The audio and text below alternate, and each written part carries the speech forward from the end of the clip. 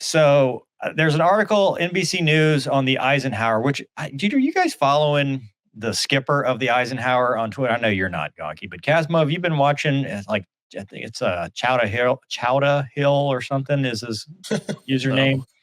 Dude, that guy seems like a great skipper. It just seems like he's skipper of the boat, and he just seems like a really cool guy to work for because he takes care of his people and all that. But I guess they went on and interviewed some of the pilots and named them for some reason. And that's more what we're talking about here. They said for U.S. carrier pilots, it's a vexing mission hunting down Houthi missiles and drones, which goes to your point, Gonky.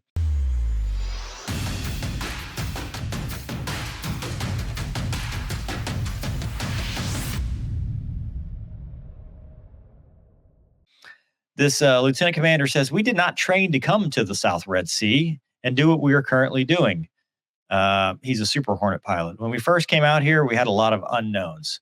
So his call sign is Sunshine. He struck an optimistic tone about locating and destroying the hidden weapons in the Houthi-controlled Yemen country, famed for its rough mountainous terrain. Sounds very familiar to places we've already been. We were able to adapt and flex to the mission set as we were tasked, who is the squadron training officer. So that means he's wearing a patch, right, Gonky? Mm-hmm. And that to me is probably the coolest thing we've seen out here. On Saturday night, more than 24 Super Hornets and support aircraft flew off the Eisenhower to take part in a joint U.S.-UK mission, not to bomb the U.S. or nuke the U.S. with Vulcans, to target Iranian-supplied ballistic missiles and drones that Houthi forces have used to strike 30 cargo ships in the Red Sea since November 19th. They also fired Tomahawk missiles. NBC News is the only organization embedded with the naval forces. So that's, I guess, how they're getting the story. So they struck 36 targets in 13 locations, but there's still more. And they said, we're constantly planning. We plan for all sorts of contingencies.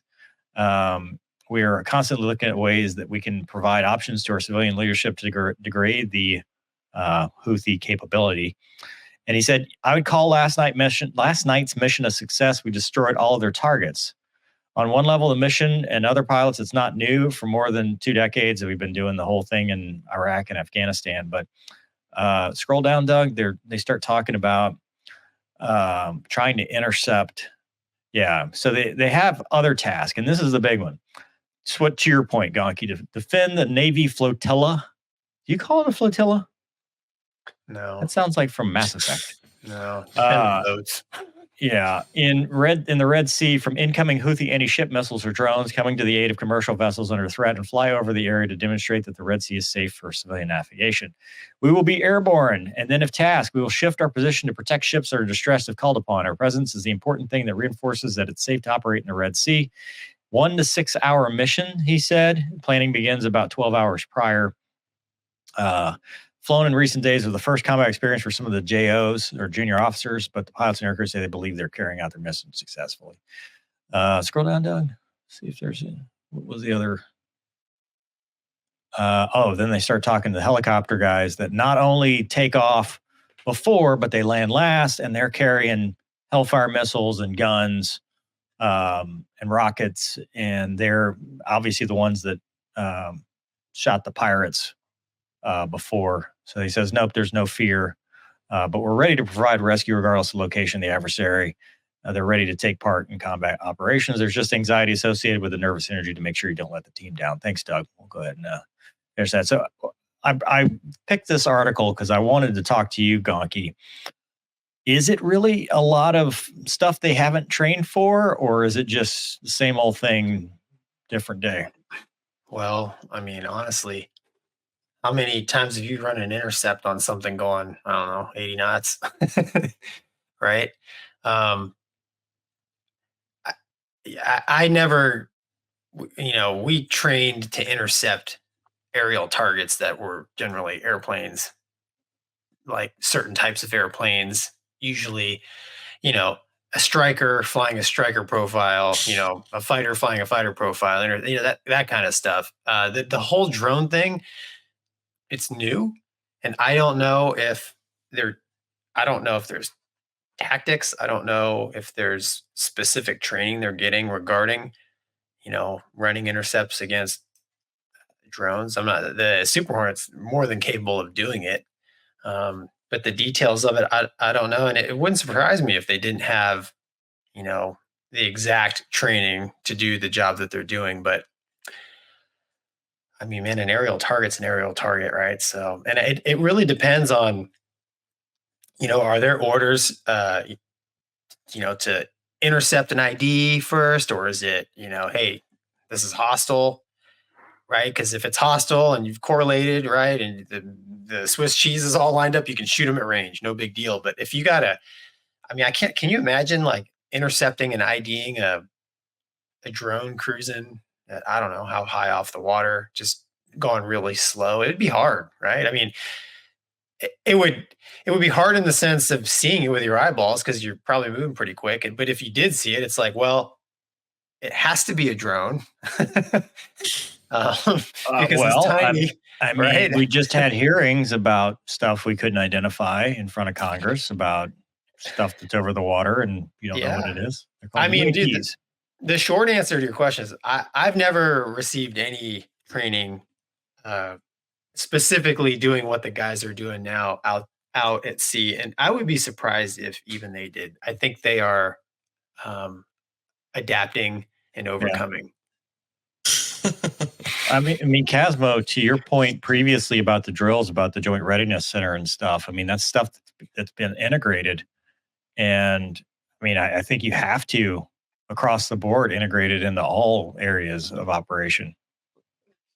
Yeah, I mean, but things like that takes time, and it's also a culture thing. I think, like guys grow up, this is the threat, and that's kind of like where you're hard locked on, like, I'm worried about this threat. Yeah, but that's not the threat anymore. Yeah, but and guys get kind of hung up on that. So I think over time, yes. But I mean, I remember talking to, I think he was an F-15 guy years and years and years ago. And I was asking him about, like, well, how hard is it to find helicopters for you guys? And he was like, well, it's really easy to find you. It's hard to identify you and hard to engage you and stuff. And he was talking about, like, this was after, 9/11. He's like, that was one of the most challenging things for us, is trying to run intercepts on like Cessnas and things like that. And there was that Cessna a couple years ago that went through the presidential airspace up in New York, and the F-16, you can get the audio, and he's having a hard time finding this stuff. So I feel like the tactics, if you guys could do it easily, you'd already have done it. Like, if you can intercept a Cessna, you can intercept a drone. Well, I think, Casmo, the biggest help they have is probably a targeting pod. Sure. So, I mean, it's a testament to the radar and the targeting pod that they've shot down as many as they have. Because you on the news, dude. I mean, I'm a mech scan guy, right? Mechanically scanned radar, dude. We'd be screwed with the old radar. Oh yeah, because this is just. I mean, luckily the technology, the drone technology is kind of dumbing down a little bit because they don't need it. Because they can wire some sticks together with some fans, and it's just put a bomb on it. But because I've seen those pictures too. But luckily, the radar and the sensor technology has accelerated, and the Block 3 Super Hornets and all this stuff. I mean, those things have incredible sensor suites that allow them, and a helmet, JHMX, to be able to look out, and it's sitting on the thing to VID it, versus 20 years ago we didn't have any of that stuff, and the rate, cruise missiles and stuff were like, God, dude, that's an Eagle thing, Dude, I mean, these drones are even. I mean, they're way smaller and slower than a cruise missile. I mean, and we trained against cruise missiles, right? So it's a testament to, I mean, this training officer to be able to go to his squadron, and they, that it kind of disproves the whole Top Gun Maverick thing, because they didn't go find the 10 weapons officers and the oldest guy in the Navy.